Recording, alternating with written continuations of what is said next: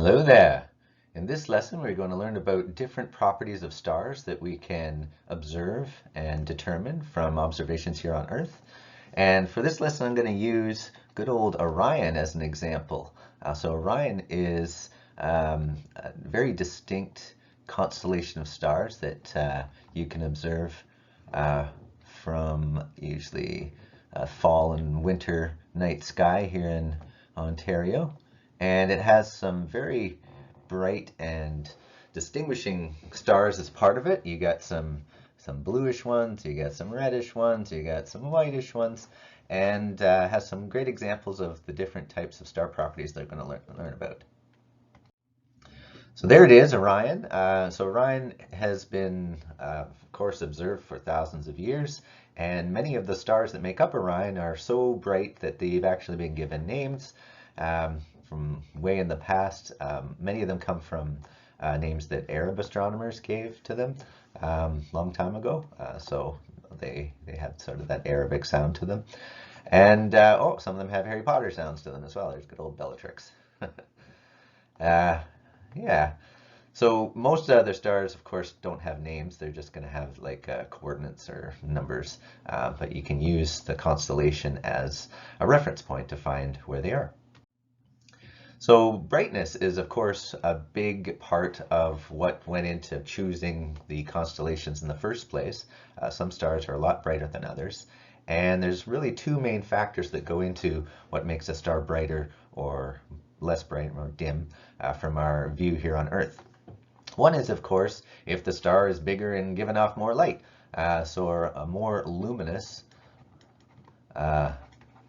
star will be brighter, will seem more brighter to your eye, of course.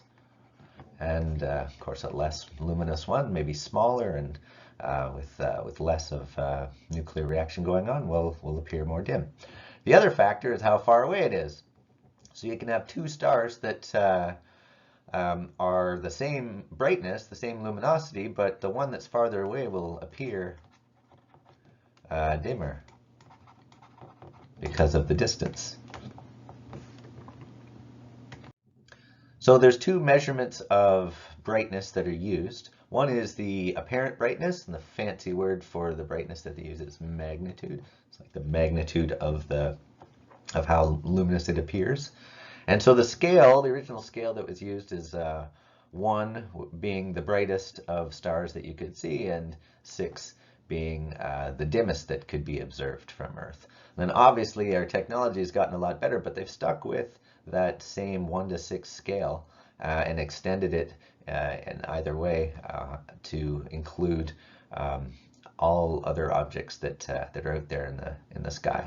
So Betelgeuse is actually below a 1, being very bright out there in the sky, and then you have like all the relative brightnesses of all these other stars as part of Orion. A fairly bright bunch of stars. You can see they're all very close to 1, some a little less, some a little more. The other calculated value for brightness is called absolute magnitude. So this one's calculated to incorporate the distance. So if a star is more distant, it can obviously appear not as bright because it's further away. And so to sort of cancel out the distance factor, you can calculate how bright the star would be at a set distance. So the set distance they've chosen is 33 light years. And so if you calculate how bright a star is at 33 light years, that is your absolute magnitude. So Betelgeuse, with its apparent magnitude of 0.42, is 640 light years away. So if you bring it closer, bring it up to 33, well then that apparent magnitude would drop, and the absolute magnitude is a lot brighter at negative 5.8. So remember, the lower down on the scale, the brighter it is. So yeah, if you look at all these guys, you can see that most of them are more than, well, they're all more than 33 light years away, and so bringing them closer drops the absolute magnitude to much less than 0. Another factor that you can see when you look up at stars as part of Orion is that they're not all the same color. Betelgeuse, which is that upper shoulder of Orion, has this reddish tint to it, and that's because its surface temperature is a lot cooler. It's what you call a red giant star that's at the end of its life cycle, and it swells up and cools down throughout that process. And so cooler stars tend to be more red, right?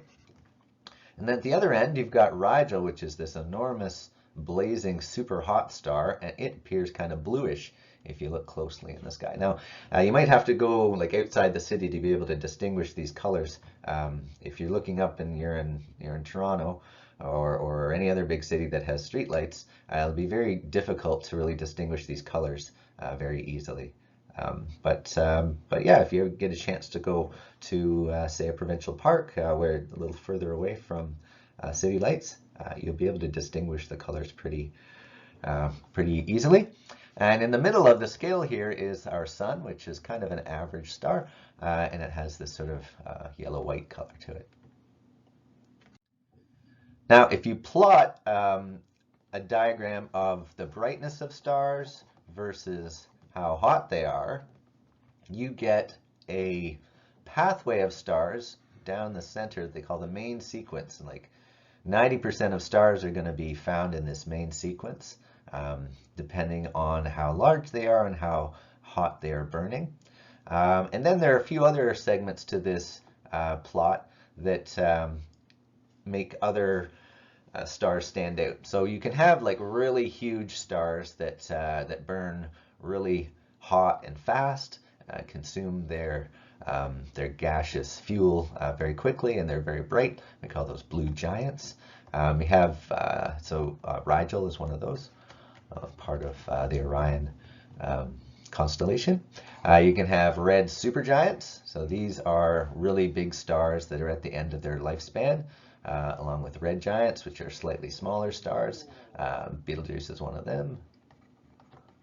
I always forget how to spell Betelgeuse. I-S-E, something like that. And then, of course, we have stars that have finished the main part of their life cycle and are white dwarfs. We'll learn a little bit more about what produces a white dwarf in another lesson, but they are still pretty hot, but not nearly as bright as the other stars on this Hertzsprung-Russell diagram.